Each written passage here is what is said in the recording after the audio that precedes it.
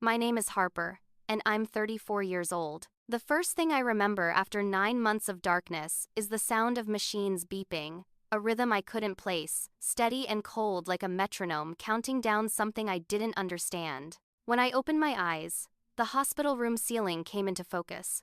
White tiles with tiny black specks that seemed to swim in my vision. My body felt wrong, heavy, like it belonged to someone else. I tried to move my hand and it responded so slowly, trembling against the thin blanket covering me. A nurse walked in, clipboard in hand, and when she saw me staring at her, she actually gasped and dropped her pen. That's when I knew something was terribly wrong. She rushed to my bedside, checking monitors, asking me questions I could barely process. Then she said the words that would change everything. "You've been in a coma for 9 months, and no one has visited you in the last 6. The room was empty, sterile, with no flowers, no cards, no sign that anyone even knew I existed. My family had abandoned me. Before we dive into what happened next, I need to ask you something.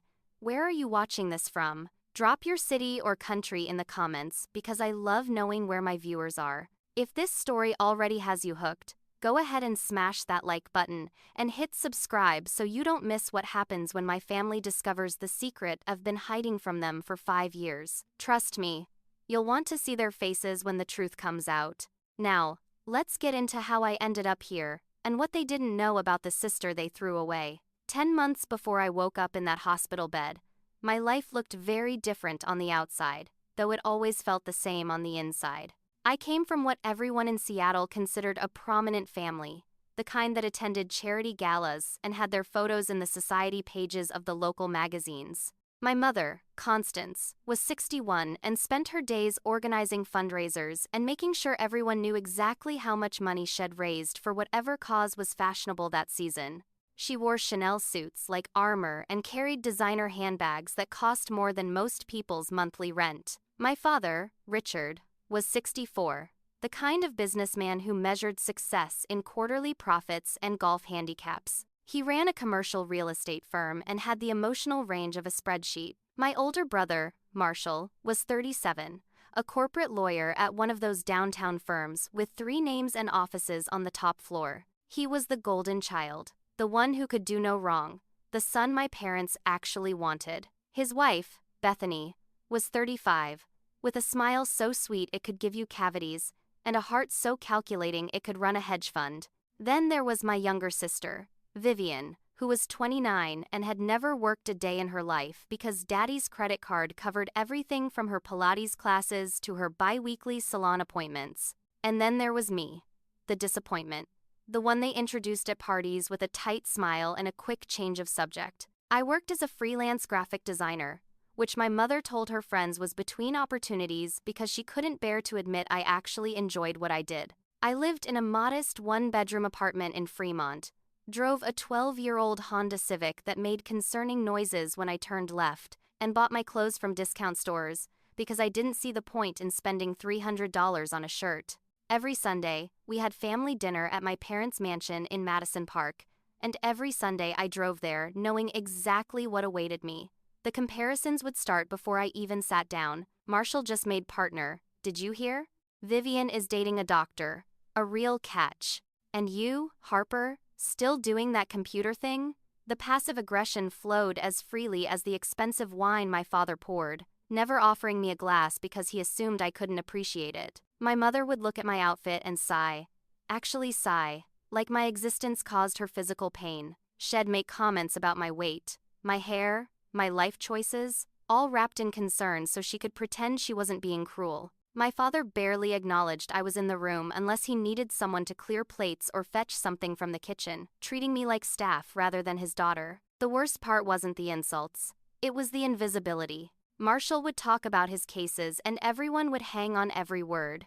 Vivian would show off her newest designer purchase and my mother would coo with delight.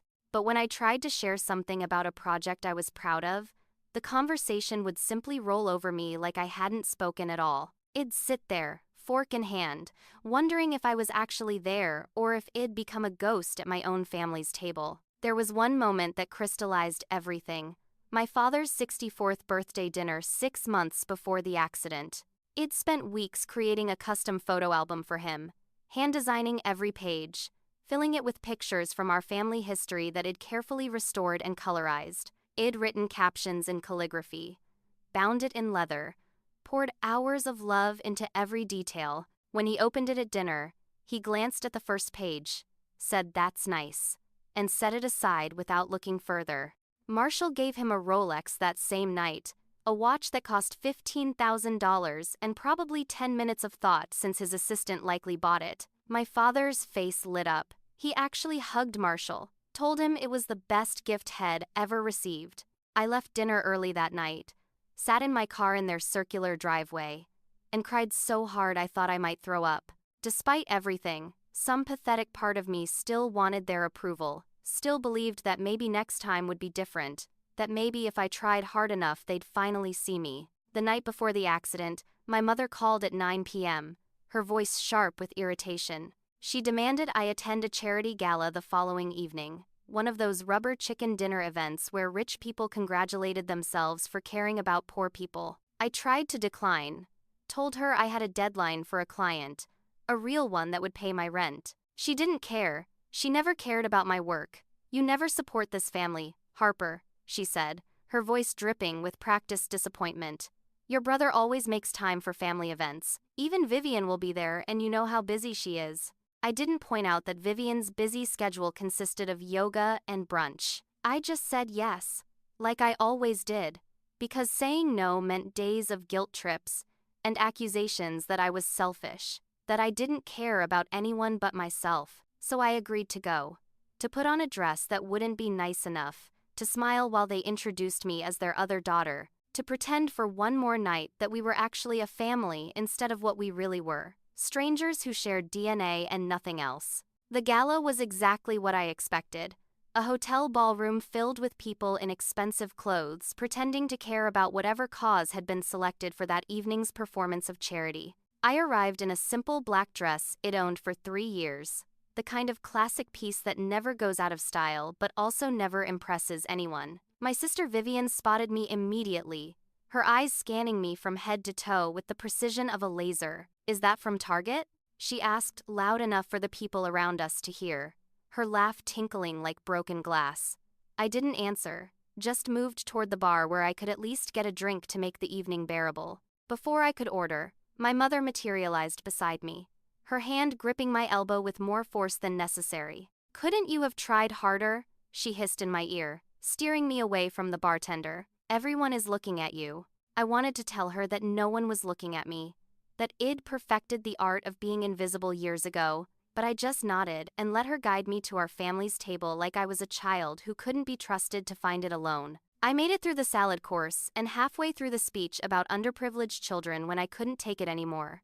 The way my father ignored me when I asked him a question, the way Marshall checked his phone every 30 seconds, the way Bethany's smile never quite reached her eyes when she looked at me, all of it pressed down on my chest until I felt like I couldn't breathe. I excused myself to go to the bathroom, walked past the sinks and the other women touching up makeup, and locked myself in the furthest stall. I stood there, forehead pressed against the cool metal door, and gave myself the same pep talk I'd been giving myself for 34 years. "You're fine. They don't define you. You don't need them." But I was lying, because I did need them. Or at least I needed them to be different than they were.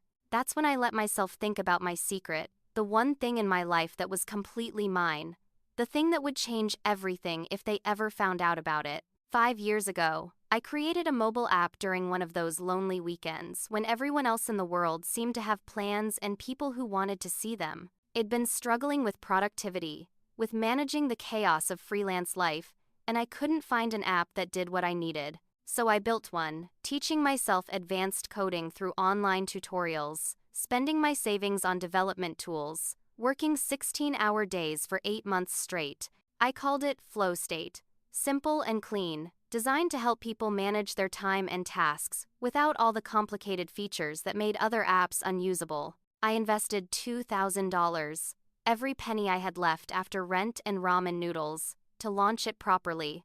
I never told my family about it because I knew exactly what they'd say. Marshall would lecture me about wasting time on hobbies when I should focus on a real career. My mother would ask if it made any money, And when I said not yet, shed sigh, that trademark sigh, Vivian would scroll through her phone and not even pretend to listen. So I kept it to myself. My little secret project. The thing I did because I wanted to, not because anyone expected it of me. The app grew slowly at first. A few downloads here and there, mostly friends and people I'd begged to try it. But then something happened. Word of mouth started to spread. People genuinely liked what I'd created, found it useful, started recommending it to others.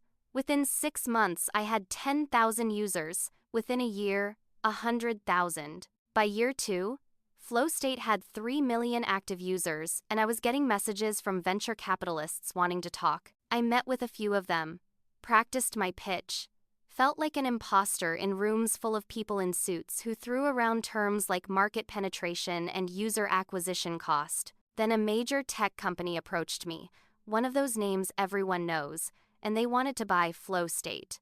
Not just license it, buy it completely, take it off my hands and integrate it into their ecosystem. They offered me $850 million. I couldn't breathe when they said the number. Literally had to excuse myself from the meeting to go outside and gulp air like I was drowning. $850 million for something I'd built in my apartment, for an app I'd created because I was lonely and needed a project, and wanted to prove to myself that I could make something valuable. I took the deal, signed the papers, watched the money appear in my bank account in an amount so large I had to count the zeros 3 times to believe it was real. And then I did something that probably seems crazy. I changed nothing about my life. I kept living in my apartment, kept driving my Honda, kept shopping at discount stores and eating cheap takeout. I kept going to those Sunday dinners and letting my family treat me like I was nothing because I wanted to know something. I wanted to know if they would ever love me for me. If there would ever come a day when they looked at me and saw someone valuable without a bank statement to prove it. I was testing them and they were failing spectacularly. But I kept hoping, kept waiting, kept believing that maybe blood would eventually mean something more than obligation and disappointment. I also had practical reasons for secrecy. Trust issues built over 34 years of conditional love and criticism. I knew exactly what would happen if they found out about the money. Suddenly, it'd be the golden child. Suddenly, every call would be returned. Suddenly, my opinions would matter and my presence would be desired. But it wouldn't be real. It would never be real. And I'd spend the rest of my life wondering if they loved me or my bank account. The accident happened as I was driving home from that gala, leaving early because I couldn't take another minute of Vivian's comments about my shoes or my mother's disappointed looks. It was raining. That heavy Seattle rain that turns the interstate into a river. And I was probably driving too fast because I was angry. Angry at them for treating me like garbage. Angry at myself for still caring. Angry at the whole situation that felt like a trap I couldn't escape. I was on I-5 heading north when I saw the lights, huge bright lights swerving across lanes, and I had maybe 2 seconds to realize that a semi-truck had crossed the median and was coming straight at me. The driver had fallen asleep. I learned this later from the accident report.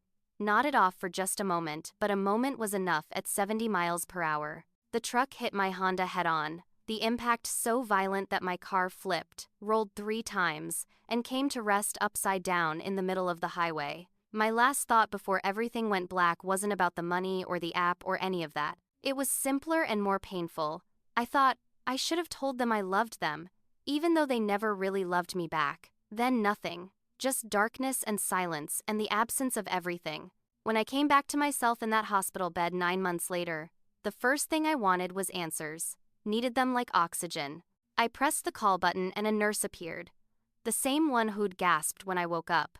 A woman named Sandra, who had kind eyes and tired lines around her mouth. I asked her about my family, asked why no one was here, asked if they knew I was awake. She looked uncomfortable, shifted her weight from foot to foot, finally said, "Shed, get the patient advocate." That's when I knew it was bad, because nurses don't call advocates unless there's a problem they can't handle. The advocate arrived 15 minutes later, a woman in her 50s carrying a folder thick with papers, and she sat in the chair beside my bed with the practiced expression of someone who delivers bad news professionally. She showed me the visitor log, flipping through pages that documented every single person who'd walked into my room over the past 9 months. The first week was almost normal. My mother came every day, my father most days, Marshall twice, Vivian once. The second week the visits dropped to every other day, mostly my mother, sometimes my father. The third week they came twice total, both times staying less than 30 minutes. Week 4, my mother came once, stayed for 20 minutes, and according to the nurse's notes, spent most of that time on her phone. In month 2, Marshall visited once. The log noted he took 3 business calls during the visit and left after 40 minutes. Then, nothing. Literally nothing for 7 months straight. No visits, no calls to check on my condition, no flowers or cards or any acknowledgement that I existed. The advocate let me absorb this information, watching my face as I processed what it meant. My family had come while I was fresh tragedy, when people might ask about me, when appearances needed to be maintained. But once enough time passed, once it became inconvenient, once the novelty of crisis wore off, they simply stopped coming.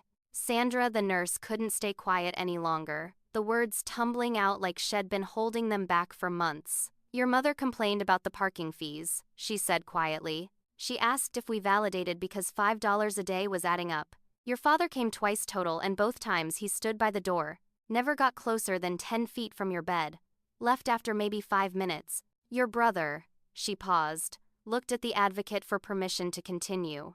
Your brother took phone calls the entire time he was here. Loud calls about cases and billable hours while you were lying there unconscious. Your sister never came at all, not once. The advocate opened another section of her folder and showed me bills. Hospital bills that stretched on for pages and pages. $2.3 million for 9 months of care. For machines that breathed for me. For medications that kept infections away. For the team of doctors and nurses who kept me alive when my body wanted to quit. Insurance covered $800,000, leaving $1.5 million outstanding. The hospital had contacted my family repeatedly, sent letters and emails and made phone calls, because even though I was an adult, hospitals try to work with families when bills reach a certain amount. My brother Marshall, the lawyer who made $300 an hour, sent them a letter. The advocate showed it to me, one paragraph on his law firm's letterhead. It stated that I was an adult and not his financial responsibility, that the family would not be covering any medical expenses, and that all future correspondence should go to me directly. He signed it with his full name and title, made it official, made it clear that they were washing their hands of me. The hospital administrator had contacted them again when I passed 6 months with no change in condition, asking if they wanted to make decisions about long-term care. My mother told them to do whatever was cheapest because they weren't paying for it anyway. The hospital was preparing to transfer me to a county facility, one of those places where people go to die slowly on the taxpayer's dollar. When I woke up, I had an emotional breakdown right there in that hospital bed, the kind where you can't breathe, and your chest feels like it's caving in and you make sounds you didn't know a human could make. They left me to die. That's what I kept saying, over and over. When I was most vulnerable, when I couldn't speak or move or defend myself, when I needed them more than I'd ever needed anyone, they decided I wasn't worth the trouble. 9 months I'd been alone in this bed. No one holding my hand, no one talking to me even though doctors say coma patients can sometimes hear. I'd missed my 34th birthday. It had been 3 months ago, and nobody came. Nobody sang to me or brought a cupcake or sat with me for even 5 minutes. I was completely alone, abandoned like garbage, like something broken that wasn't worth fixing. Sandra brought me tissues and held my hand while I sobbed. More compassion from this stranger than I'd ever gotten from the people who were supposed to love me unconditionally. When I could finally breathe again, Sandra told me something that made me cry even harder, but this time with different tears. There was a janitor here, she said softly. A man named Jose, Hez 58, came here from Guatemala 30 years ago, works night shift cleaning floors. Every single night for 9 months, Jose came to your room. He'd talk to you, tell you about his day, about his grandchildren, about his wife's cooking. He played music on his phone, soft Mexican ballads his mother used to sing to him. He prayed for you in Spanish, long beautiful prayers asking God to bring you back. Your family didn't come, but Jose never forgot you. Hez here tonight, working now. Would you like to meet him? I nodded because I couldn't speak, and when Jose came in an hour later, this small man with weathered hands and the kindest smile I'd ever seen, I thanked him. He cried too, told me he'd prayed for this moment, that he knew it'd come back. This man who didn't know me, who had no reason to care, had been more family to me than the people who shared my blood. A physical therapist came next, assessed the damage 9 months of lying still had done to my body. The muscle atrophy was severe, she said clinically, explaining that I'd lost nearly 30% of my muscle mass. My arms were so weak I could barely lift them. Standing was impossible without support, my legs shaking and giving out after just seconds. My speech was slurred, my tongue and jaw muscles having forgotten how to form words properly. Fine motor skills were compromised, my fingers fumbling with simple tasks like holding a cup. It would take months of intensive therapy to recover, months of painful work to rebuild what had wasted away while I lay here alone. The therapist was professional, but I could see pity in her eyes when she glanced at my chart, at the notes about 0 visitors, at the reality that I'd have to do all this recovery work without any support system. Sandra asked if I wanted my belongings from the accident, the personal effects they'd kept in the hospital safe. I said yes, desperate for anything familiar, anything that was mine. She brought a plastic bag with my purse, my phone with a dead battery, my keys, my wallet. She also mentioned that my family had cleared out my apartment after the lease expired, donated most of my possessions to Goodwill, kept nothing of sentimental value. My laptop was gone, my files, my photographs, my entire life packed up and thrown away like it didn't matter. The only things that survived were what I'd had in my purse that night, what had been in the car when it was towed away.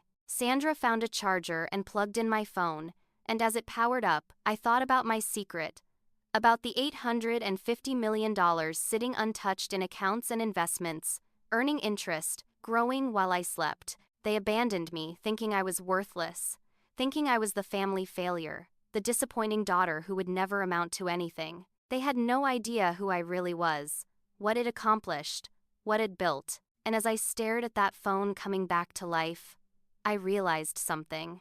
They were about to find out exactly what they'd thrown away.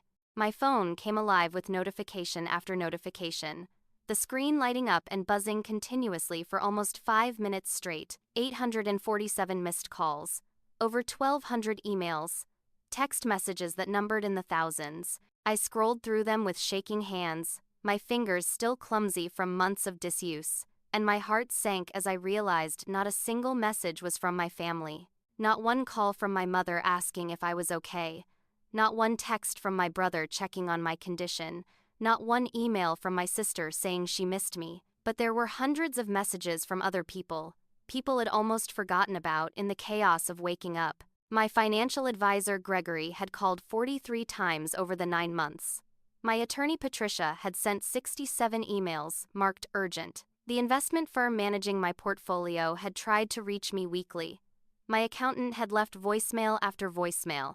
Even the CEO of the company that bought Flow State had checked in, asking if I was all right, saying the tech community was worried about me. I called Patricia first, my attorney, because I figured she'd have the clearest picture of what had been happening while I was gone. The phone rang twice before she answered, and when she heard my voice, she actually screamed. "Oh my God," she shouted so loud I had to hold the phone away from my ear. "Oh my God, Harper, you're alive, you're awake. I've been so worried." She was crying. I could hear it in her voice. This woman I'd met maybe 6 times in person was crying with relief that I was conscious. I asked her what had happened, why she couldn't reach me, and she explained that she'd tried everything. She'd contacted my family, left messages explaining that there were urgent financial matters that needed my attention, asked them to call her back.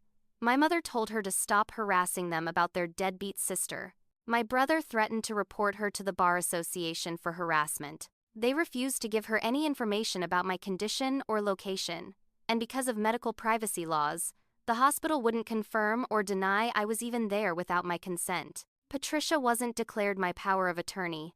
I'd never set that up, so she had no legal standing to get information.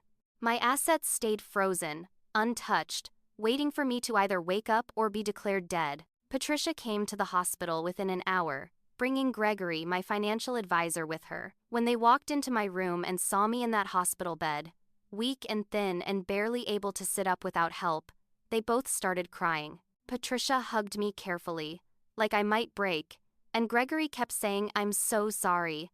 I'm so sorry we couldn't find you."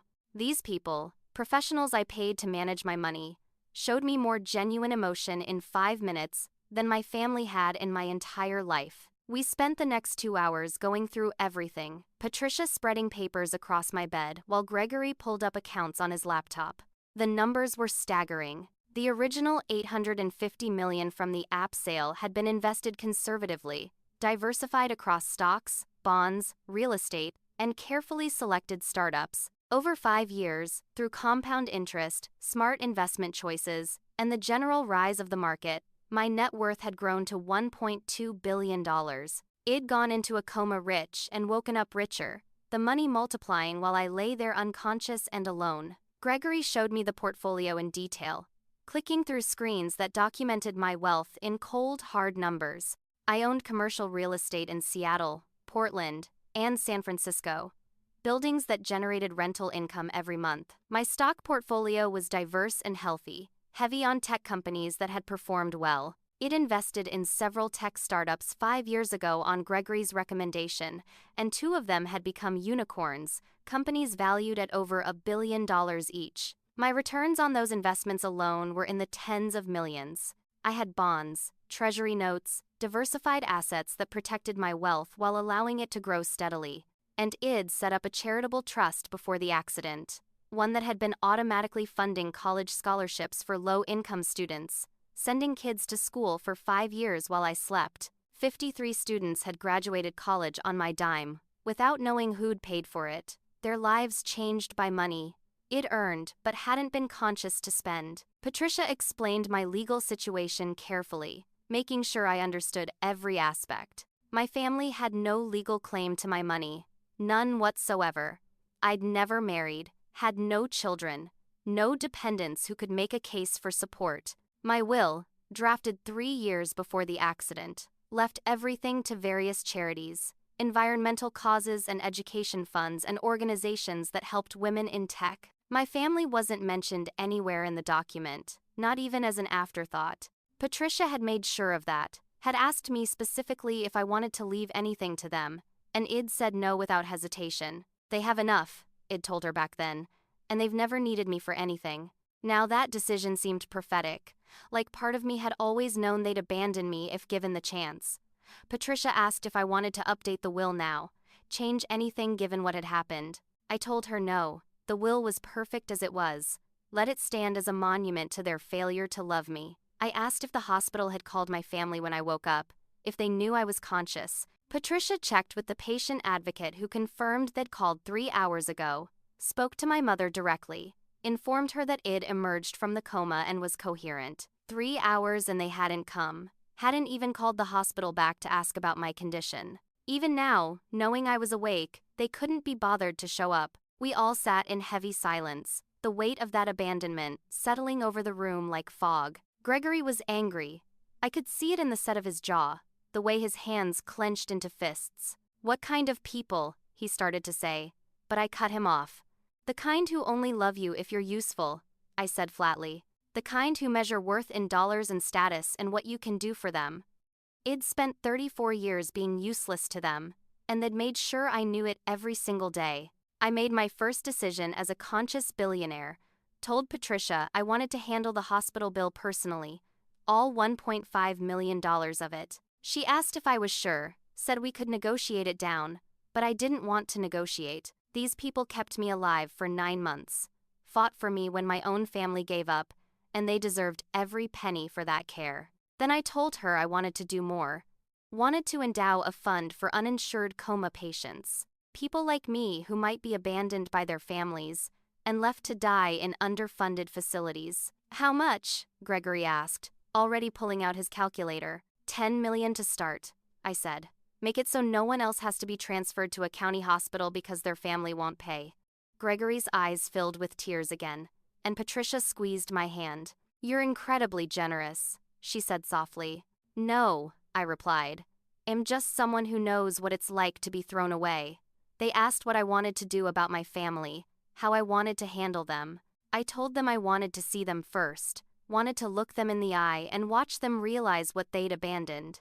Patricia warned me that once they knew about the money, everything would change. I know, I said. Let them come. Let them show me exactly who they are. Patricia said she'd make arrangements, and I turned to look out the window at the Seattle skyline in the distance. It built an empire in secret, proved every single one of their assumptions about me wrong, and they'd thrown me away like I was nothing. Now came the reckoning. 4 days passed before my family decided to visit. 4 days of intensive physical therapy where I pushed my body to remember how to be human again. I could sit up on my own now, use my phone with more coordination, speak clearly enough to be understood. The hospital administrator came to my room on day 3, stunned and grateful when I paid the entire bill, all $1.5 million transferred from my account to theirs in a single transaction. She asked if I wanted a press release about the $10 million donation fund ID, established publicity that could help other hospitals create similar programs. Not yet, I told her. I had other business to handle first. On the 5th day, Sandra the nurse came to my room with an expression I couldn't quite read. "Your mother is here," she said quietly. "And the others." My entire body tensed, muscles. It just started rebuilding, going tight with anxiety. I took a deep breath, forced myself to stay calm, and told Sandra to send them in. They entered in a specific order, a formation that told me everything about the family hierarchy. My mother Constance came first, designer handbag swinging from her arm, Chanel suit perfectly pressed, her nose wrinkled slightly at the hospital smell of disinfectant and illness. My father Richard followed, expensive suit and Italian shoes, already checking his Rolex like he had somewhere better to be. Marshall, my brother, came next in his lawyer uniform, assessing the room with calculating eyes. Bethany, his wife, floated in behind him with that fake, sympathetic smile she'd perfected over years of pretending to care about people. Vivian slouched in last, my baby sister who couldn't be bothered to look up from her phone. The performance began immediately, my mother rushing forward with her arms outstretched, though notably not actually touching me. "Oh, darling," she gushed. "We've been so worried about you." The lie was so blatant, so obvious, that I almost laughed.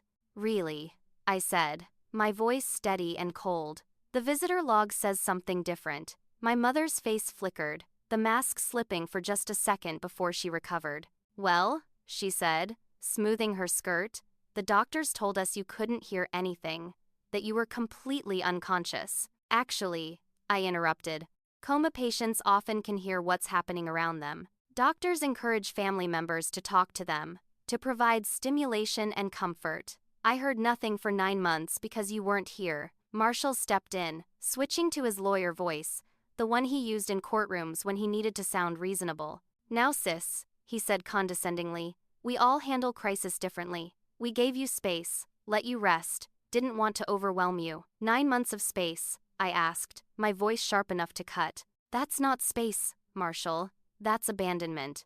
My father shifted uncomfortably, cleared his throat in that way he did when emotions threatened to appear. "We were told recovery was unlikely," he said gruffly. "We were preparing ourselves for the worst." "Preparing for what?" I asked. "My funeral? Did you already plan it, pick out the flowers, write the obituary?" Bethany placed a hand on her chest, affecting hurt feelings. "That's not fair, Harper," she said in her sugary voice. "This has been hard on all of us." "Hard on you," I repeated. And this time I did laugh, a harsh sound that made them all flinch. "I was in a coma for 9 months, couldn't move or speak or feed myself, and it was hard on you?" Vivian finally looked up from her phone, annoyed at being here at all. "Are we done?" she asked, completely serious. "I have a hair appointment at 3. My mother shot her a look that said shut up, then turned back to me with renewed determination. "The important thing is you're awake now," she said brightly. "Like we could just skip over the part where they abandoned me. You're going to be fine. Everything will be fine. We can move you to the house during your recovery, set you up in the guest house, find someone to take care of you." I realized what was happening, saw it clearly for the first time. They thought I was helpless now, broken and dependent, someone who needed them. They were positioning themselves as generous saviors, magnanimous family members who would take in their poor disabled sister. Marshall cleared his throat and pulled some papers from his briefcase, setting them on the tray table beside my bed. "We need to discuss your medical debt," he said in his professional voice. "The hospital says there's 1.5 million outstanding." My father chimed in, looking at me with something close to pity. "Obviously, you can't pay that as a..." He paused, searching for the least offensive word, freelancer. My mother nodded sympathetically. "We've discussed it as a family," she said, like they'd had some noble conference about my welfare. "We've decided to help you." Marshall slid the papers closer to me. I could see they were legal documents, contracts of some kind. "Well, cover the debt," he said. "But there are conditions, of course." He listed them like he was negotiating a business deal. I'd sign over a percentage of any future earnings to repay them. I'd move in with the family, live under their roof, their rules. I'd work at Marshall's law firm, probably as a receptionist or assistant, something suitable for someone with my limited abilities. I'd agree to be more involved in family activities, more appreciative of their generosity. Basically, they wanted to own me, to have complete control over my life in exchange for saving me from debt I'd supposedly incurred. Marshall produced a pen, held it out to me with a smile that didn't reach his eyes. "Just sign here," he said. "Well, take care of everything." They thought I was desperate, thought I had no options, thought I'd be grateful for their conditional rescue. My mother was watching me with that expression she used at charity events, magnanimous and superior, already imagining how she'd tell this story to her friends. "We saved her," she'd say, "took her in when she had nothing, paid her enormous debt, gave her a place in the world." My father was checking his watch again, wanting this over with so he could get back to whatever was more important. Bethany had that fake, sweet smile plastered on, already calculating how this would make the family look good. Vivian was back on her phone, not even pretending to care. And Marshall, my successful lawyer brother, thought had just negotiated a deal that would bind me to them forever, make me permanently grateful and permanently inferior. I looked at each of them in turn, really looked at them. Saw them clearly, maybe for the first time in my life. These people who were supposed to love me, protect me, stand by me no matter what. These people who'd left me alone for 9 months, who'd complained about parking fees while I fought for my life, who'd written legal letters declaring I wasn't their responsibility. These people who now wanted to play hero and hold their conditional generosity over my head for the rest of my life. I picked up the papers Marshall had slid toward me. The contract that would make me their dependent, their charity case, their good deed. The room went quiet, everyone leaning forward slightly, anticipating my signature, my gratitude, my acceptance of their terms. I looked at the papers for a long moment. Let them think I was considering it. Let them taste their victory. Then, slowly, deliberately, maintaining eye contact with Marshall, I tore the papers in half. The sound was loud in the quiet room, a ripping that seemed to go on forever. Shocked silence followed, broken only by the beeping of my heart monitor and the distant sounds of the hospital beyond my room. Marshall found his voice first. "What are you?" he started, but I cut him off. "I don't need your money," I said clearly. My mother laughed, an uncertain sound. "Don't be ridiculous, Harper," she said. "You can't possibly afford to pay $1.5 million. You barely make rent. The bill is paid," I said simply. "In full. 4 days ago." My father sat up straighter, confusion crossing his face. "How?" he asked. "You don't have that kind of money." "I paid it," I repeated, "from my own account." Vivian laughed outright, still scrolling her phone. "You," she said mockingly. "You're a broke graphic designer who drives a car from 2008. "Actually," I said, and I smiled for the first time since they'd walked in. "Actually, I'm a tech entrepreneur worth $1.2 billion. The phone slipped from Vivian's hand. Bethany's mouth fell open. Marshall's face went pale. My father's eyes went wide. My mother looked like I'd slapped her. And I savored their shock, tasted it like victory, watched as everything they thought they knew about me shattered into pieces. "Surprise," I said softly. "Surprise." The silence stretched so long I thought someone might have actually stopped breathing. Marshall recovered first, his lawyer brain trying to process information that didn't compute with his worldview. "That's impossible," he said flatly. "There's no way." I leaned back against my pillows, conserving my strength but feeling more powerful than I had in years. "Remember flow state?" I asked. My cute little app hobby? The one you all mocked at Thanksgiving 5 years ago? The one Mother said was a waste of time? The one Vivian said sounded boring? I sold that app for $850 million. Invested it wisely over the past 5 years. It's grown. I'm actually worth $1.2 billion now. My mother's face did something complicated, shock giving way to calculation, her mind clearly racing. You've had this money for 5 years, she said slowly. While living in that apartment? Driving that old car? Yes, I confirmed. I wanted to see if you'd love me without it. The implication hung in the air, heavy and damning. They understood what I was saying, what test they'd failed without even knowing they were being tested. My father stood up abruptly, started pacing the small room. While living like you were poor, he said, his voice rising. While letting us think you were struggling, while making your mother worry. I didn't make you worry, I said quietly. You didn't think about me at all. That's not true, my mother protested, but her voice was weak. We thought about you all the time. Really? I asked. Is that why you visited 0 times in the last 6 months of my coma? Bethany tried to redirect, switching tactics with the smoothness of a politician. Well, she said in her sweetest voice, you should have told us about the money. How could we have known? Why would I tell you? I asked. So you could love my bank account instead of me? So you could pretend to care about me because I was suddenly worth something? Vivian bent down to pick up her phone, her hands shaking slightly. $1 billion, she said, like she was testing the words. That's like 1,000 millions? Her eyes had gone wide, calculating, probably already planning how to spend money that wasn't hers. Marshall's lawyer instincts kicked into high gear. Are you listed as a beneficiary in our parents' will? He asked abruptly. Are we in yours? Actually, I said calmly, I have my own will. You're not in it. None of you are. I left everything to charity. My mother stood so fast her chair squeaked against the floor. Now wait just a minute, she said, her voice going shrill. We're your family. You can't just write us out. Watch me, I said. The true colors were emerging now, the masks they'd worn for the first 10 minutes of this visit cracking and falling away. My mother's voice went sharp and demanding. We're your family? She repeated. You owe us. For raising you, for feeding you, for giving you opportunities. I looked at her steadily. This woman had criticized every choice I'd made. Had sighed with disappointment at my existence. Had abandoned me in a hospital bed for 9 months.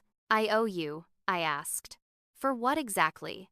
For the conditional love? For the constant comparisons to Marshall? For making me feel invisible at every family dinner? For not visiting me once in half a year while I was in a coma? My father tried a different approach, his businessman voice. We had responsibilities. Harper, he said. The company needed attention. Your brother's practice is demanding.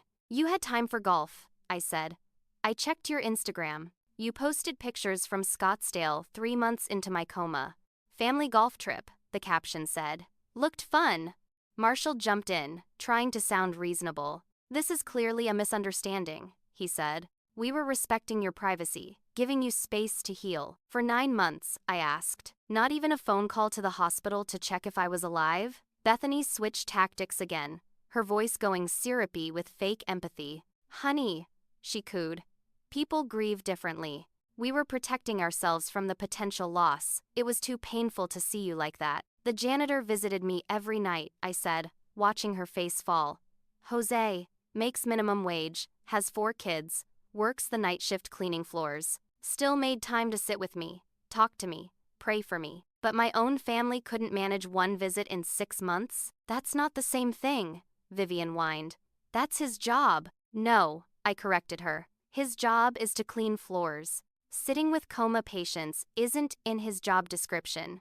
He did it because he's a kind person. You didn't visit because you're not. Vivian's face flushed red. This isn't fair, she said, her voice going high and childish. You're being mean. Mean, I repeated. I'm being honest. There's a difference. My mother tried yet another approach, coming to sit on the edge of my bed, reaching for my hand. I pulled it away before she could touch me. Sweetheart, she said, her voice trembling slightly. I know you're hurt right now, but we're here now. And that's what matters.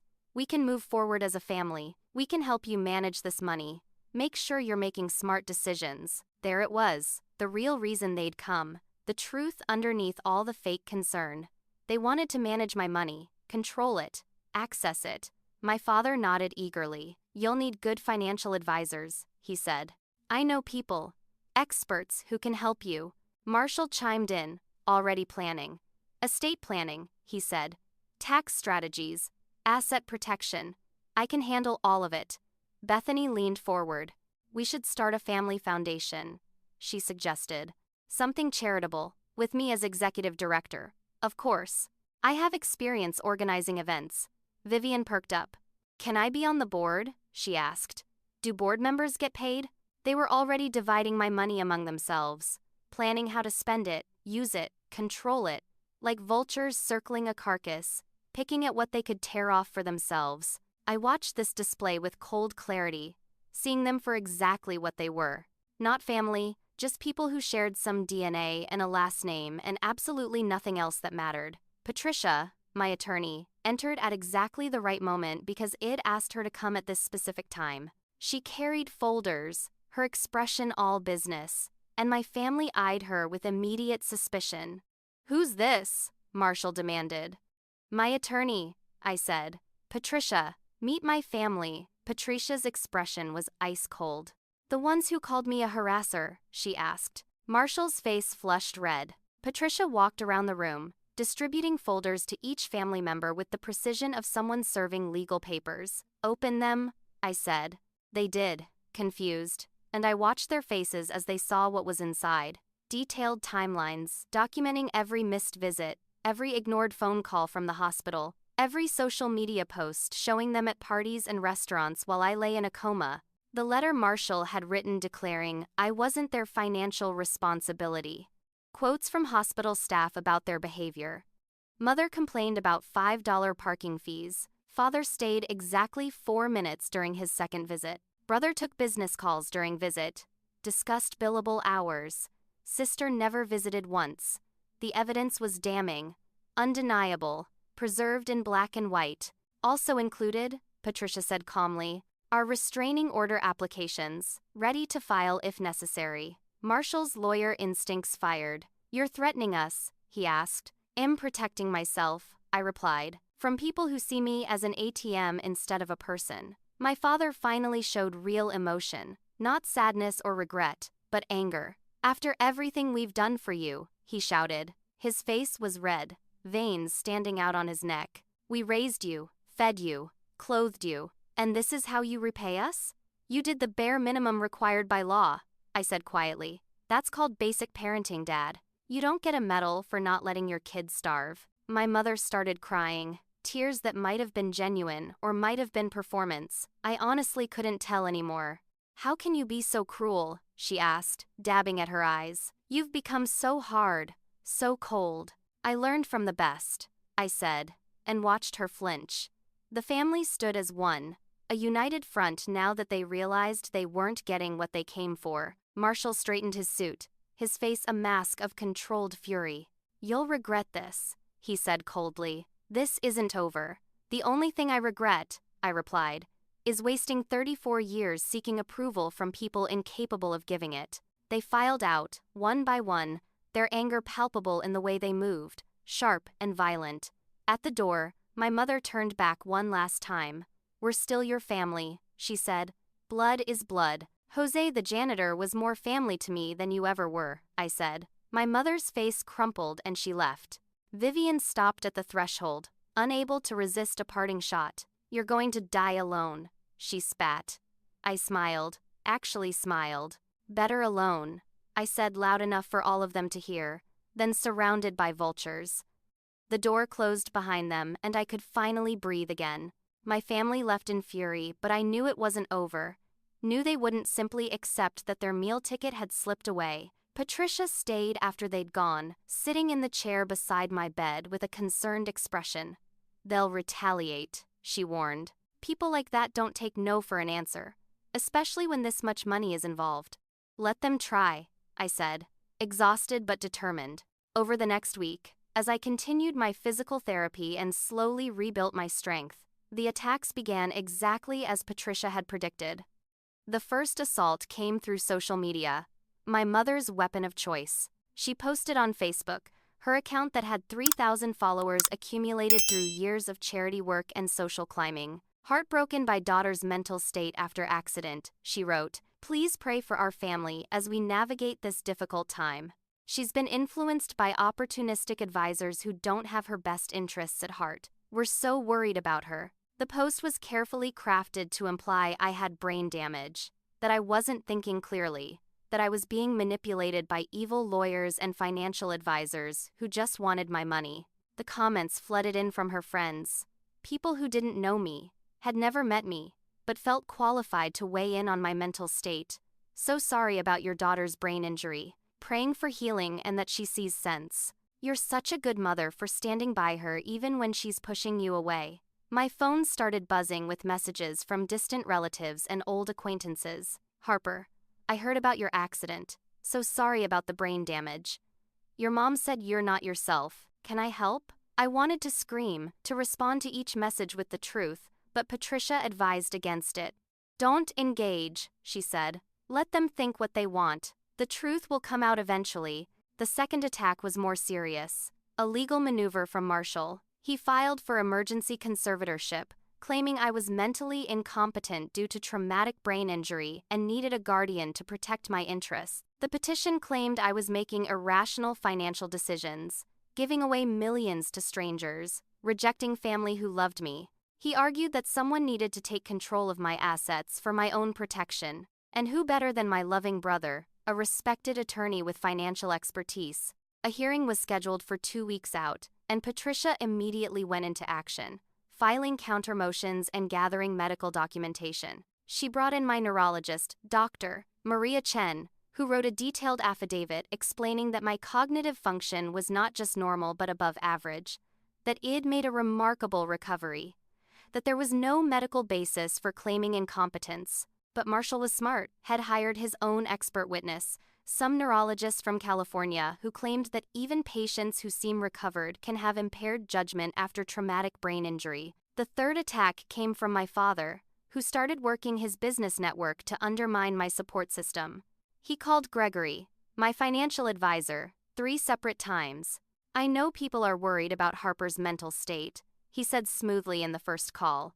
"I'd hate to see you get caught up in a liability situation if it turns out she wasn't competent to make these financial decisions." Gregory recorded all 3 calls and sent them to Patricia, but I could tell the pressure was getting to him. "Your father is very persuasive," he admitted.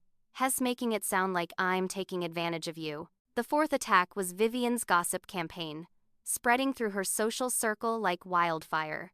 She told everyone at her yoga studio, her favorite brunch spot, her salon, anywhere people would listen. "My sister is being so cruel," she said, painting herself as the victim. "She faked being poor for years just to test people, like some kind of psychological experiment. Who does that?" She's clearly disturbed. Some of my old friends, people I hadn't talked to in years, called to ask if it was true that I'd been secretly rich while pretending to be struggling. "You lied to everyone," one former college roommate said. "That's really messed up." I tried to explain, but Shed already made up her mind. The fifth attack came from Bethany, who reached out to local news stations with a story pitch. "Billionaire tech mogul hides wealth from family, then abandons them in their time of need," she pitched. She tried to spin it so they were the victims, the poor family members who'd been deceived and mistreated by their successful daughter and sister. Most stations ignored her, but one reporter started poking around until Patricia sent a cease and desist letter with all our documentation showing the family's abandonment of me. Meanwhile, I was making progress in physical therapy, pushing my body harder every day. I could walk with just a walker now instead of needing full support. My hands were steadier, able to grip objects and perform fine motor tasks. My speech was completely clear, my mind sharper than ever. I used the recovery time to think, really think, about my family and my past. I reviewed years of interactions, seeing patterns I'd been too close to notice before. The way they'd always blamed me when things went wrong made me the scapegoat for every family problem. the way my successes were minimized while my failures were amplified and discussed endlessly. The way they'd treated me like I was fundamentally defective, like there was something wrong with me that made me unlovable. Now I could see it wasn't me at all. It was them, their dysfunction, their cruelty, their inability to love anyone who didn't serve their purposes. I met with Patricia and Gregory in my hospital room one afternoon, both of them sitting close because I'd asked them to help me plan something. I want to do something meaningful with this money, I said, something that would actually make a difference. What did you have in mind? Gregory asked, already pulling out his tablet to take notes. I want to establish a foundation for abandoned children, I said, specifically for kids in foster care who age out of the system at 18, with no support, no family, nowhere to go, full college scholarships, housing assistance, mental health support, job training, everything they need to build a real life. I want to put $500 million into it to start. Gregory's eyes went wide and Patricia grabbed my hand. That's beautiful, Patricia said softly. Why this cause specifically? Gregory asked. Because I know what it feels like to be thrown away by your family, I said simply. These kids need what I needed, someone to believe in them, to invest in them, to prove they're worth something. I also wanted to endow a hospital wing for long-term care patients, people in comas or persistent vegetative states, people who might be alone because their families gave up on them. I want it named after Jose, I said, the Jose Rodriguez Memorial Care Center. $100 million, so it's beautiful and comfortable, and no one ever feels abandoned there. Patricia was crying now, actually crying, and even Gregory had tears in his eyes. I continued with my plans. $50 million to the local community college for scholarships for first-generation students. Anonymous donations to pay off medical debt for every current patient at this hospital. Grants for women in tech who are trying to start their own companies. I went through my list, allocating money to causes that mattered, that would actually help people instead of just sitting in accounts accumulating interest. When I finished, Patricia calculated the total. That's $650 million you're giving away, she said. More than half your wealth. I still have $550 million, I replied. More than I'll ever need. Your family will be furious, Gregory warned. Good, I said. They taught me that money is everything, that it's the measure of a person's worth. Watch me prove them wrong. News of my giving started to leak out slowly over the next few days. The hospital administrator announced an anonymous donation that paid the medical bills for 200 patients, erasing millions in debt. Local papers ran the story, everyone trying to figure out who the mystery donor was. My family saw the article and I could tell from the texts Marshall sent that they were suspicious, angry, feeling like I was throwing away their inheritance. Your inheritance, I texted back. It was never yours to begin with. He called immediately, his voice barely controlled.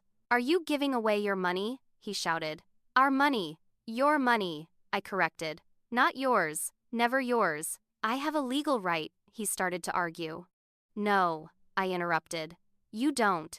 You wrote a letter saying I wasn't your financial responsibility, remember?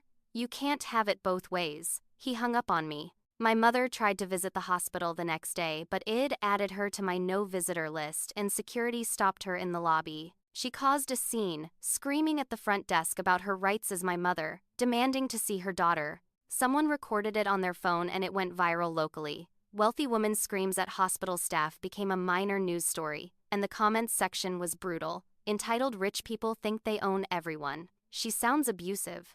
Feel bad for whoever her daughter is." My mother's carefully cultivated reputation took a hit, the charity ladies in her social circle starting to whisper about her behavior. Vivian texted me. "You ruined Mom's life," she wrote. "I hope you're happy." I blocked her number. My father sent an email, the first direct communication head attempted in months. Subject line, "You're making a mistake." The message rambled on about family legacy, about how money should stay in the family, about how I was betraying generations of our name by giving it to strangers. I read it once, deleted it, didn't respond. That night, alone in my hospital room, I looked at old family photos on my recovered phone. In every single picture, I was on the edge of the frame, half cropped out or missing entirely. Even in photos labeled as family photos, I was invisible, an afterthought. I deleted every single one. Started a new album with pictures of Jose and his grandchildren, Patricia and Gregory. The nurses how'd been kind to me. These were my people now, the ones how'd chosen me and who I chose back. I stood at the window without my walker, looking out at Seattle at night, the city lights spreading out below. I survived them, I thought. I survived the accident, survived the coma, survived 9 months alone. I'll survive this too. 2 weeks later, the day of the conservatorship hearing arrived. I could walk unassisted now, had regained most of my strength, felt more like myself than I had since before the accident. Patricia had helped me shop for a suit, something elegant but understated, professional without being showy. We wanted the judge to see a competent woman, not a victim who needed protecting. The courthouse was downtown, a building I'd passed 1,000 times but never entered. My family arrived in force, all 5 of them plus Marshall's hired expert, a neurologist named Dr. Raymond King who'd been paid $50,000 to testify that I was mentally impaired. They looked like they were attending a board meeting, instead of trying to take control of my life, all business attire and confident expressions. The hearing began with Marshall presenting his case, standing at a podium like he was arguing before the Supreme Court instead of a local family court. He laid out his argument methodically: severe traumatic brain injury with documented loss of consciousness for 9 months. Sudden emergence from coma followed by immediate irrational behavior. Rejection of family support despite obvious need for assistance. Making extreme financial decisions, including giving away millions of dollars to strangers and organizations. Refusal to accept help from loving family members who only want to protect her interests. He made it sound reasonable, made me sound like a confused woman who needed guidance. His expert witness testified next, Dr. King reading from notes, even though had never examined me. Based on my review of the medical records, he said in a practiced voice, there is a high probability of impaired judgment following an injury of this severity. Even patients who appear to have recovered cognitively may struggle with decision-making, impulse control, and risk assessment.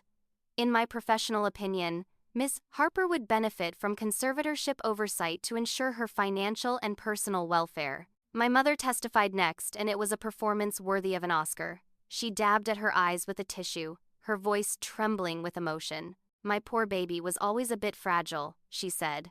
Even before the accident, she made questionable choices, living below her means when she didn't have to, isolating herself from family, always so sensitive to perceived criticism. We just want to protect her from herself, from people who might take advantage of her confusion. The judge looked sympathetic, nodding along, making notes. My father testified in his authoritative business voice. I've managed significant wealth for 40 years, he said. My daughter has no experience handling money of this magnitude. She'll be targeted by scam artists, bad investments, people who see her as an easy mark. Family oversight is the logical solution to protect her assets and ensure her long-term security. Bethany testified with her sweet smile firmly in place. She's been so different since waking up, she said sadly. Angry, hostile, saying cruel things. This isn't the Harper we know.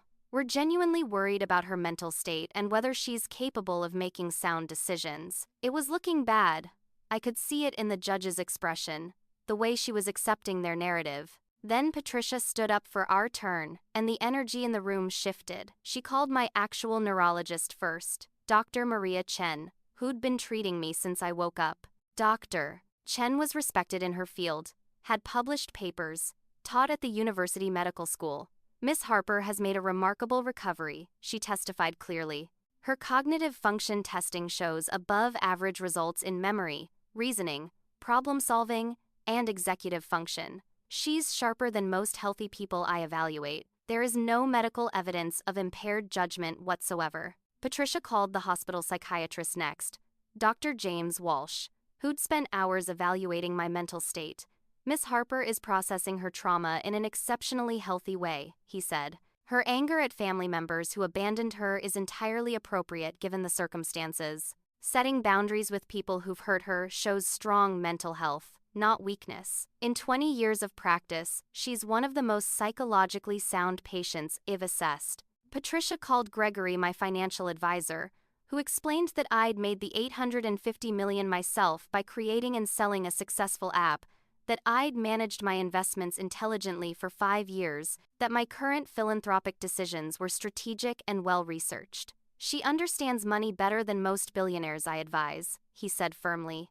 These are not the choices of someone confused or impaired. Then Patricia dropped the bomb, playing audio of my father's phone calls trying to manipulate Gregory, showing the timeline of their abandonment with hospital documentation, revealing their letter refusing to pay my medical bills. She pulled out financial records showing Marshall's gambling debts of $800,000, documents proving my parents' failing business that needed a cash infusion, Bethany's credit card debt of $250,000. This isn't about protection, Patricia said clearly. It's about money. They want access to her wealth, not to help her, but to solve their own financial problems. The courtroom gasped, actual gasps from the people watching in the gallery. The judge's expression changed completely, from sympathetic to skeptical. Marshall jumped to his feet. "This is a violation of privacy," he shouted. "Objection." The judge looked at him coldly. "Sit down, counselor," she said. "This is not a criminal trial and she hasn't objected to anything. Is this information accurate?" "It's all public record," Patricia said calmly. "Financial filings, court documents, hospital records with signed releases. Everything legal and obtained with proper authorization." Finally, Patricia called me to testify. I walked to the witness stand without assistance, sat down, and met the judge's eyes. She asked me questions directly, her voice neither kind nor unkind, just seeking truth. "Do you understand that you have significant wealth?" "Yes, Your Honor." "Do you understand your family is seeking to control that wealth?" "Yes, Your Honor." "Why are you giving so much of it away?" I took a breath and told her the truth.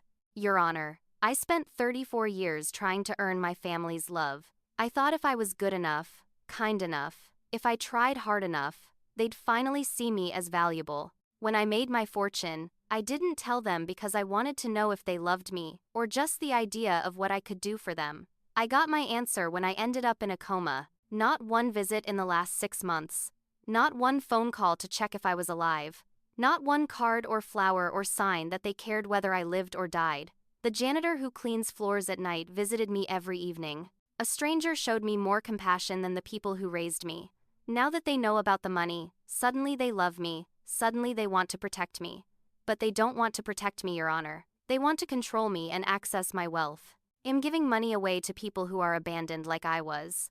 Foster kids who age out with no support. Long-term care patients with no visitors. People crushed by medical debt. I'm helping them because I understand what it feels like when no one helps you. And I'm doing it with full mental capacity, clear judgment, and no regrets whatsoever. The judge listened, nodding slowly. My mother tried to interrupt. "She doesn't understand what she started. "Mom," the judge said sharply, "be quiet or I'll hold you in contempt." She turned back to me. "Final question, Miss Harper. Do you love your family?" I looked at each of them, really looked. My mother with her designer clothes and crocodile tears. My father checking his watch even now. Marshall with barely concealed rage on his face. Bethany's fake sympathy. Vivian's bored expression. "I love who I thought they were," I said slowly, "but that was a fantasy. These people? No, I don't know them at all." The judge made her ruling immediately. No deliberation needed. "Petition for conservatorship is denied," she said firmly. "Miss Harper is clearly competent, more competent than many people who've never suffered a brain injury. In fact, she seems more competent than the family members trying to control her. This case appears to be motivated entirely by greed, not concern for her welfare. I'm ordering the petitioners to pay all court costs and Miss Harper's legal fees." The gavel came down with a bang that echoed through the courtroom. My family erupted. Marshall was shouting at the judge about appeals. My mother was crying hysterically. My father's face was purple with rage. Vivian was cursing loudly enough that security started moving toward her. Bailiffs escorted them out while they screamed threats and accusations. I sat calmly in the witness box, vindicated, watching the people who'd tormented me my whole life being removed like common criminals. In the hallway afterward, they were waiting, wanting one final confrontation. My mother grabbed my arm, her mascara running in black streaks. "You've destroyed this family," she hissed. "No," I said, pulling my arm free. I just stopped pretending we were one. My father stepped forward, angrier than I'd ever seen him. "You'll regret this," he said. "You'll end up alone, and you'll realize what you threw away." "I've been alone my whole life," I said quietly. "At least now, I'm free." Marshall made one last attempt at manipulation. "We're still your family," he said. "Blood is blood. You can hate us, but you can't change that." "Jose, the janitor, was more family to me than you ever were," I said.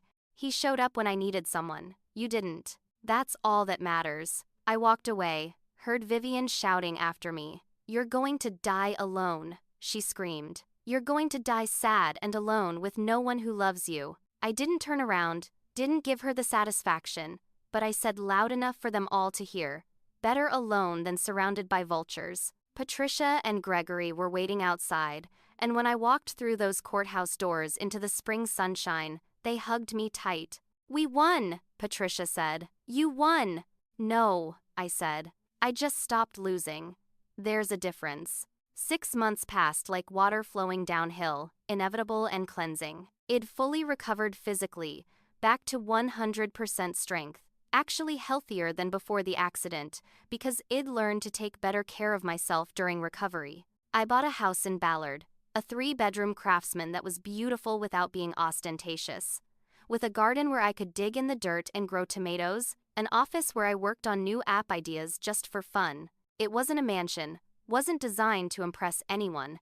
It was just mine, comfortable and warm, and exactly what I needed. I'd started mentoring young app developers, particularly women and people from underrepresented backgrounds, spending hours teaching them what I'd learned about building successful products. I volunteered at a coding boot camp for low-income students twice a week, helped them debug their projects, reviewed their portfolios, wrote recommendations for jobs.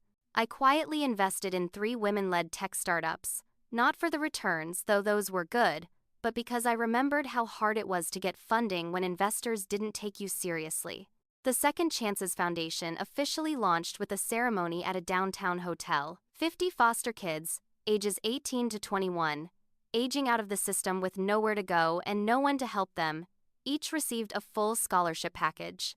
$200,000 over 4 years for college, plus housing stipends, meal plans, counseling services, job placement assistance, mentorship programs. I watched them walk across the stage to receive their awards and saw myself in every face. The disbelief that someone actually cared. The hope that maybe life could be different. Jose's son Luis was one of the recipients, a brilliant kid who wanted to study engineering but thought he'd never afford college. When I announced the Jose Rodriguez Memorial Care Center at the hospital, a beautiful facility with comfortable chairs and private rooms for families, with gardens and natural light and everything designed to make long-term care less lonely, Jose stood beside me and cried. He kept saying thank you in Spanish and English, kept telling me I didn't have to do this, but I did have to, because he'd shown me kindness when my own family wouldn't, and that deserved to be honored. My relationships had shifted completely, rebuilt on foundations of actual care instead of obligation. Patricia and I had dinner every Wednesday, sometimes talking about legal matters, but mostly just talking about life, about books we were reading, about her grandkids, about my slowly healing heart. Gregory had become a mentor and friend, teaching me about investing, but also about photography, which was his passion, taking me on walks around the city with cameras, showing me how to see beauty in ordinary things. I'd reconnected with 2 college friends who'd believed in me when my family didn't, who'd reached out after the news articles about my donations, who'd said we always knew you'd do something amazing. And I was dating someone, a man named Thomas Brennan who taught history at a public high school and made $39,000 a year, and didn't care at all that I was a billionaire.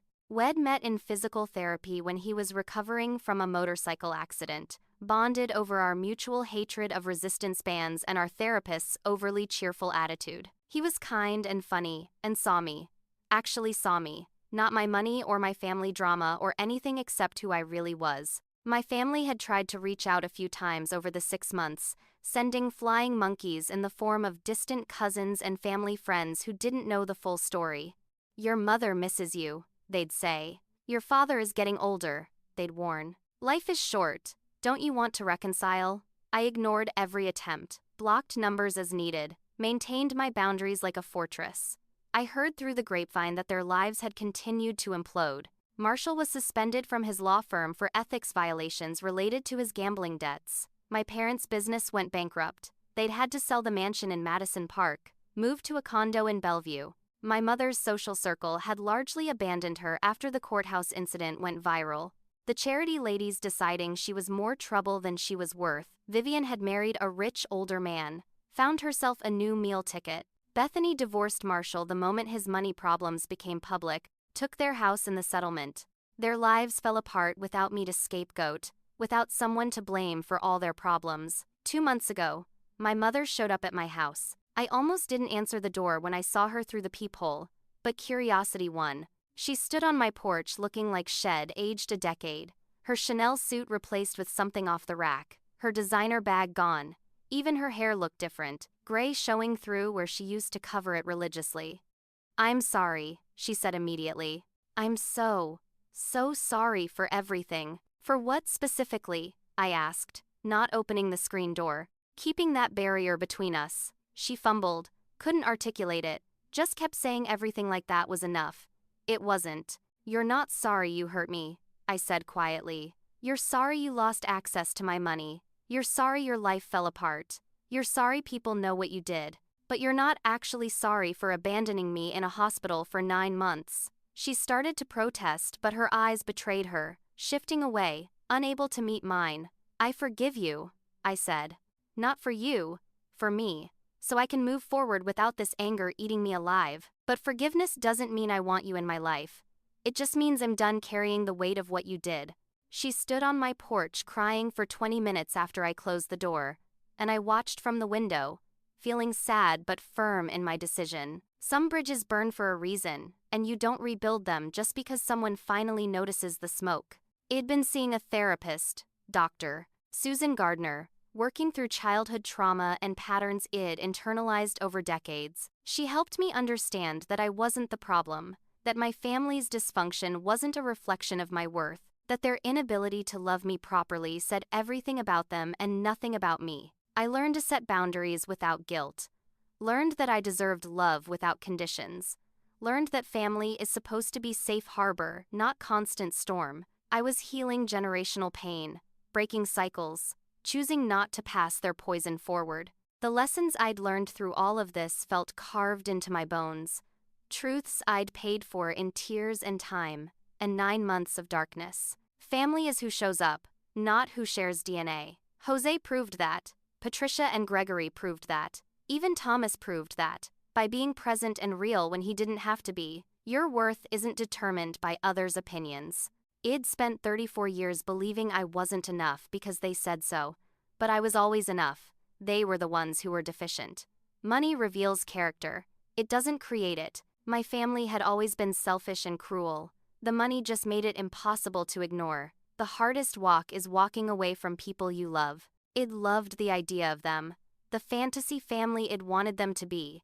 But ideas don't visit you in hospitals or hold your hand when you're scared.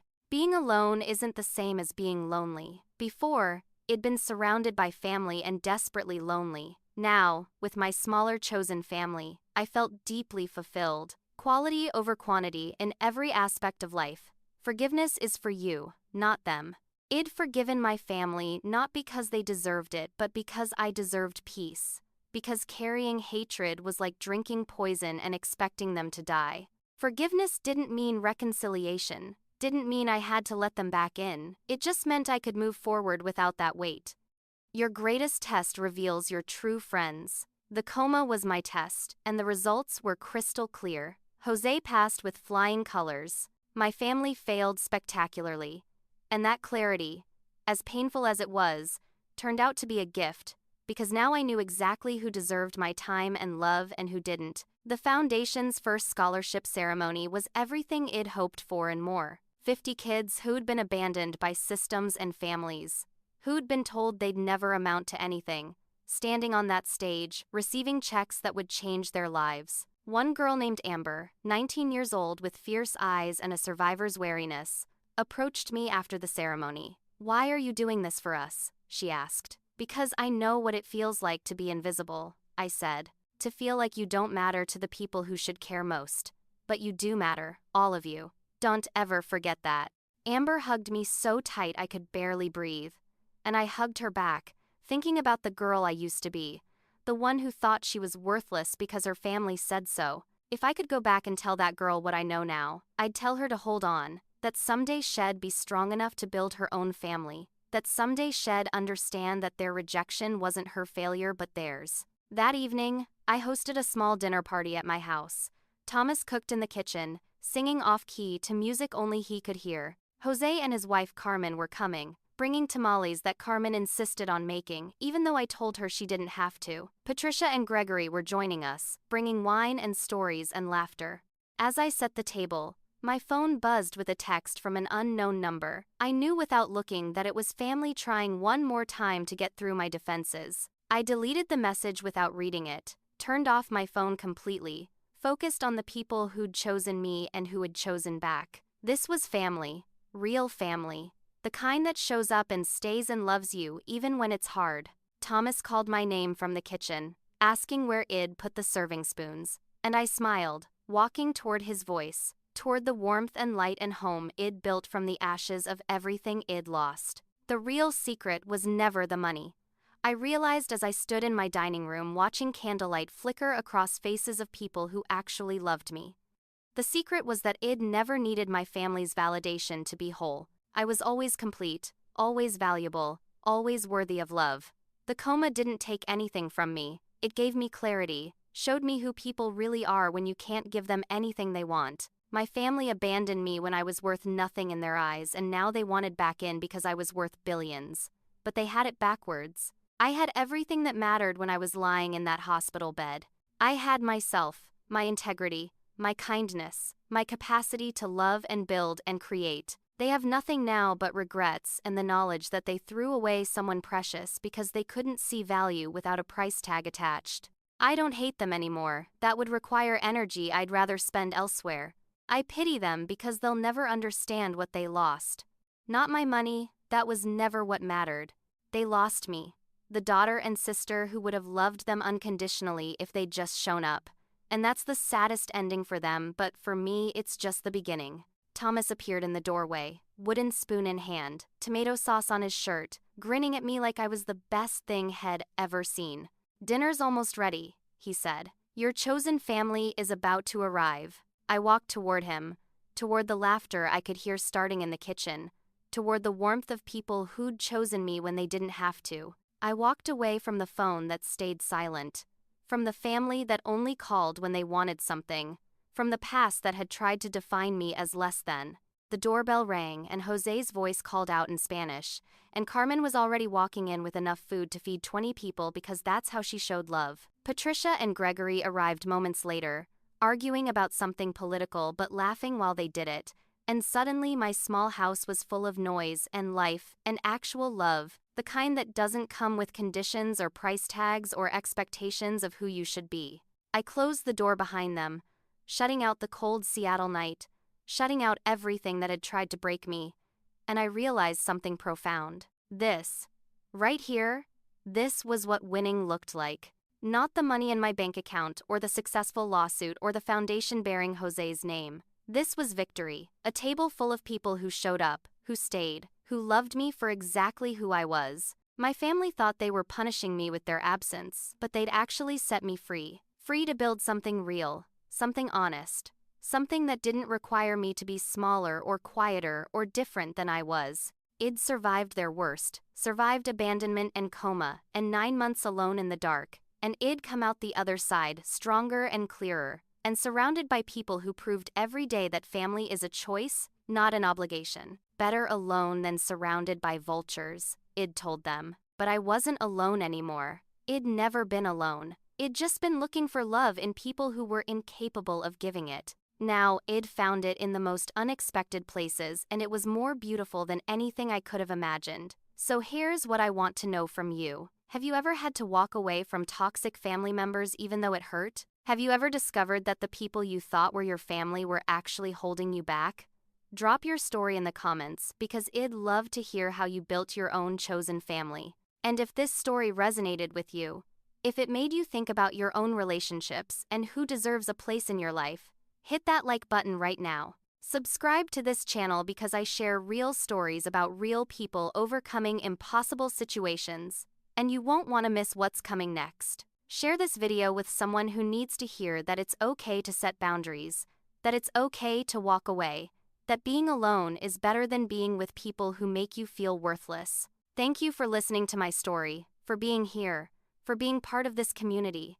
I hope you find your Jose, your Patricia, your Gregory, your Thomas. I hope you build a family that chooses you every single day. And I hope you never settle for love that comes with conditions, because you deserve better than that. We all do. Take care of yourselves out there. Protect your peace. And remember that your worth isn't determined by people who can't see it. Until next time.